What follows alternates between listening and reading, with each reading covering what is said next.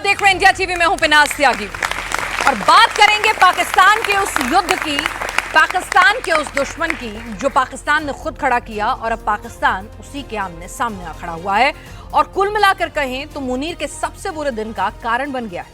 पूरे पाकिस्तान को जंग की तरफ धकेलने का काम अगर किसी ने किया है तो वो मुनीर है। मुनीर की फौज बॉर्डर पर जान बचाकर भाग रही है। तालिबान के गोले बारूद से मुनीर की फौज के तंबू उखड़ रहे हैं। तालिबान जो मुनीर का पक्का दोस्त हुआ करता था, पाकिस्तान के साथ अफगान के अच्छे संबंध हुआ करते थे, जिसे उसके सारे राज पता थे, वो अब सबसे पक्के दुश्मन बन गए हैं।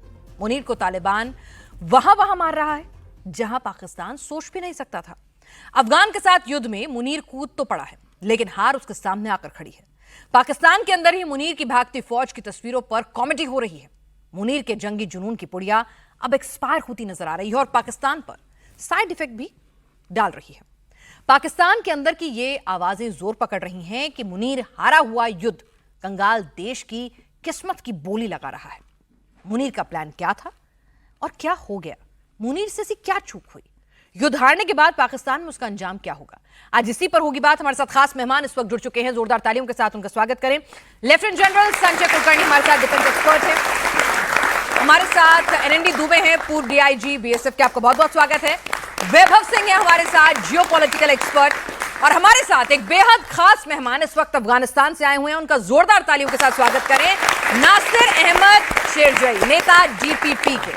सर, आप हमारे मेहमान हैं, सबसे पहले तो आपका स्वागत है। और आप सीधे सीधे अफगानिस्तान से आ रहे हैं, तो आपसे बेहतर वहां के हालात को और कौन बता सकता है?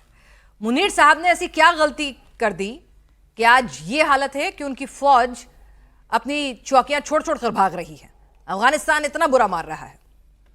देखिए, मुनीर एक बड़ा खेल शुरू किया है। आप मत बोलिए कि मुनीर एक 3-4 महीने पहले 3 बार अमेरिका गया जी, शहबाज शरीफ के साथ, और वहाँ से कुछ प्रोजेक्ट लेकर वापस आया।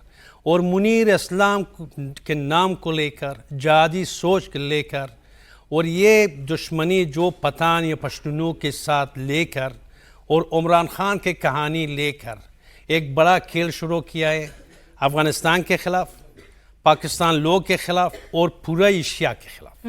ये एक साजिश है। और साजिश के तहत आसिम मुनीर चाहता है कि अपनी पावर पाकिस्तान में बढ़ा दिया। आपने देखा कि उधर पाकिस्तान का कानून तब्दीली आया 5 साल के लिए, वरना तो ये रिटायर हो जाता था। 5 साल और इसका रख गया। अब जो जिप्ती था, अभी जरदारी, शहबाज शरीफ, पाकिस्तान जितना लीडर लोग हैं आसिम मुनीर के नीचे काम कर रहे हैं। आसिम मुनीर एक बड़ा प्रोजेक्ट लिया है इस्लाम को बदनाम करने का, अफगानिस्तान और पाकिस्तान लोग का बदनाम कर रहा है।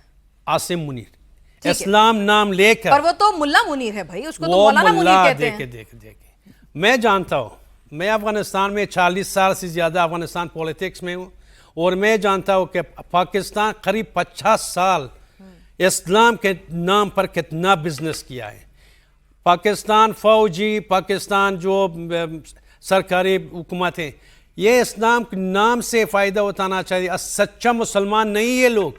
पाकिस्तान के लोग सच्चे मुसलमान नहीं हैं। पाकिस्तान लोग अलग, पाकिस्तान के सरकार और फौज मेरा मतलब है। आम लोग तो अच्छा लोग हैं, उनके साथ वो भी इसी वजह से अभी फक्र में रहते हैं। पाकिस्तान फौज, पाकिस्तान ईसाई, पाकिस्तान सरकार पाकिस्तानी आम लोग के खिलाफ भी है, इस्लाम के खिलाफ भी है। इस्लाम के नाम से फ़ायदा उठाकर इन लोगों इस्लाम को बदनाम करता है। इस्लाम के नाम से ये लोगों बिजनेस करता है, अपनी बड़ा प्रोजेक्ट आगे चलाता है। ये आसिम मुनीर जो हम मुल्ला मुनीर बोलते हैं, मौलवी मुनीर जो तालिब, ये टीटीपी भी खुद बनाया। ये हमारे लिए 50 साल पहले मुजाहिदीन पाकिस्तान बनाया। यही पाकिस्तान फौज, यही बिजनेस था। इस्लाम के नाम से जिहादी सोच को बढ़ा दिया ये लोग, अफगानिस्तान को बर्बाद किया। इसी जिहादी के सोच के साथ तालिबान को बनाया, तालिबान को 20 साल पनाह दिया। 20 साल अफगानिस्तान हर शहर में, हर दिन में 3-4-10 धमाका हो जाता था। कहाँ से आ रहा था? पाकिस्तान से। किसके पीछे था? पाकिस्तान, आईएसआई फौज।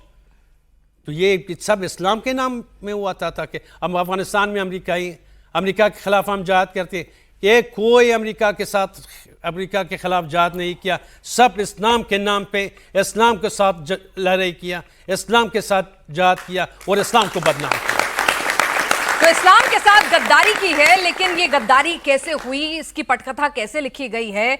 गलती हो गई हार के पैनिक के बाद, या फिर दबाव इतना था कि इसके अलावा ऑप्शन ही नहीं बचा? वैभव, आपसे समझना चाहेंगे थोड़े इतिहास के पन्नों से भी कि जिसे आपने खुद बनाया, जिसके साथ आपकी इतनी अच्छी दोस्ती थी, आप सबसे पहले एक्नॉलेज करने वाले अफगानिस्तान की सरकार को आप ही लोग थे, तालिबानी शासन को, और फिर अब ये हालात हैं कि आप एक सीधे सीधे युद्ध में खड़े हुए नजर आ रहे हैं, और कितने सैनिक आपने गंवा दिए अफगानिस्तान के हाथों?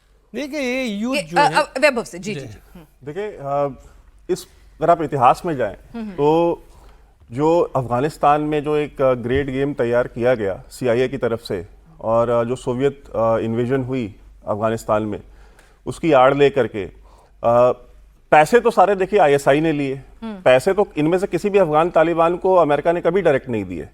पैसे हमेशा जो है जियाउल हक को दिए गए, और जियाउल हक ऑन रिकॉर्ड है स्टेटमेंट देते हुए कि भाई ये तो हमारी जंग लड़ रहे हैं, अफगान तालिबान पाकिस्तान की जंग लड़ रहे हैं, ये अपनी अफगानिस्तान की जंग नहीं लड़ रहे। मैं चाहूंगा आपके प्रोड्यूसर वो वीडियो क्लिप्स निकाल के चलाएं ताकि लोगों को मालूम चले।